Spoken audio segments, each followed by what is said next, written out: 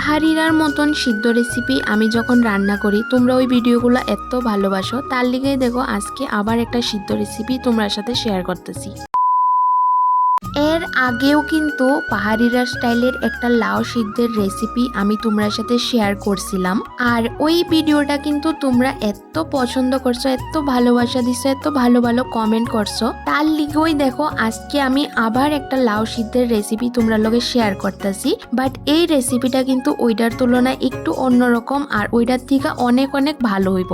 লাউটা কিন্তু একদমই ছোট্ট একটা কচি লাউ, তার লিগেই দেখো লাউটি একটু বড় বড় করেই আমি কাটছি। কড়াইয়ের মধ্যে সামান্য জল দিয়ে এটার মধ্যে দিয়ে লাইছি একদম স্বাদ মতন লবণ, আর আমি এখানে দুই ধরনের শুটকি দিছি। এখন দিতাছি রসুন আর কাঁচামরিচ বাটা। শুটকিটি আসিল কিন্তু চিংড়ি শুটকি আর ছুরি শুটকি, যেটিরা আমি প্রথমে গরম জল দিয়ে ভালো করে ধুইয়া রাখছিলাম। সবকিছু দেওয়ানোর পরে জলটা যখন ফুটতে আইছে ওখানে এটার মধ্যে দিয়ে লাইতাছি লাউডি।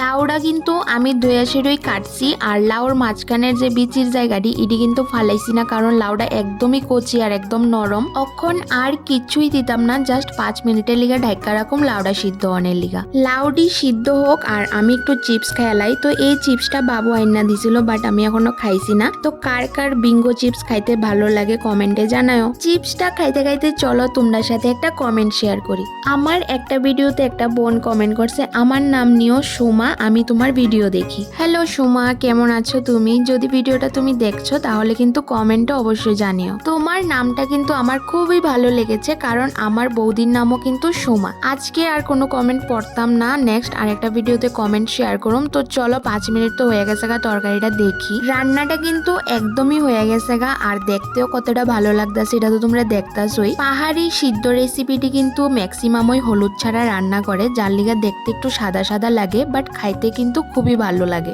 লাউটি কিন্তু সিদ্ধ হয়ে গেছে গা, আর ঝুলটাও মোটামুটি শুকায় আইছে। পরে আমি এখন নামাইয়া নিছি, আর নামানোর পরে দেখো কতটা সুন্দর লাগতেছে। চলো রান্না তো আমার শেষ, এবার তোমরা কমেন্ট করে জানাও নেক্সট কোন রেসিপি তোমরা দেখতে চাও। আর আজকের এই লাউ সিদ্ধ রেসিপিটা তোমাদের কাছে কেমন লাগছে কমেন্টে কিন্তু জানাও। ভালো লাগলে লাইক করে দিও, আর সবাই ভালো দেখো, টাটা।